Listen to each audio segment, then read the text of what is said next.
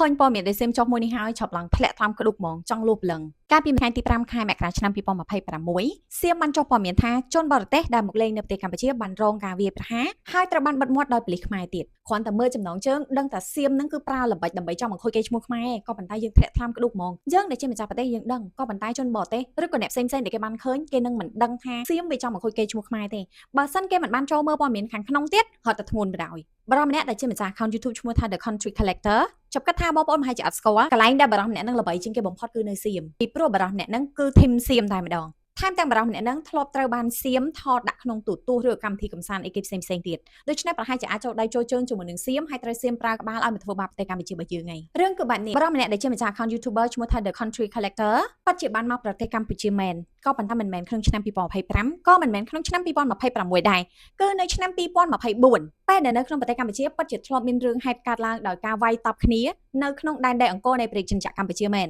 ក៏ប៉ុន្តែមិនមែនប្រជាជនខ្មែរទៅវាយគាត់ហើយក៏មិនមែនគាត់ឆ្លោះគ្នាជាមួយប្រជាជនខ្មែរហើយក៏មិនត្រូវបានសមត្ថកិច្ចបិទមាត់គាត់អីដែរគាត់បានមានចំនួនជាមួយនឹងអ្នកទេសចរដូចគ្នាដែលជាជនជាតិរុស្ស៊ីសូម្បីតែនៅក្នុងវីដេអូដែលបរិមម្នាក់នឹងផុសក៏គាត់បាននិយាយដែរថារឿងរ៉ាវនេះកើតឡើងតាំងពីថ្ងៃទី7ខែកុម្ភៈឆ្នាំ2024ដោយបានរៀបរាប់ថាគាត់នឹងត្រូវគេវាយធ្វើបាបហើយប៉ូលីសនឹងអត់ជួយគាត់ទេអត់មានអ្នកណាជួយរុំរបួសឲ្យគាត់តែធៀបពិតអាជ្ញាធរអប្សរាបានជួយគាត់ហើយជួយរុំរបួសឲ្យគាត់ហើយក៏បាននិយាយទៀតថាប៉ូលីសនៅស្រុកខ្មែរអត់បានជួយដោះស្រាយអីឲ្យគាត់ទេចោទគាត់ឲ្យទម្លាក់កំហុសទាំងអស់នេះជាកំហុសគាត់ទៀតគាត់គ្រាន់តែចង់ការពារខ្លួននិយាយទៅសំដែងអប៉ែនឹងនិយាយចូលមកដូចសៀមចឹងទីបំផុតគេស្វែងរកតតែដឹងមែនអប៉ែនឹងគឺរស់នៅប្រទេសសៀមមិនមែនមួយខែមិនមែនមួយឆ្នាំតែរាប់ឆ្នាំមកហើយអ្វីដែលសំខាន់បំផុតគឺ account Facebook របស់អប៉ែ YouTuber ម្នាក់នេះមាន admin ជាជនជាតិសៀម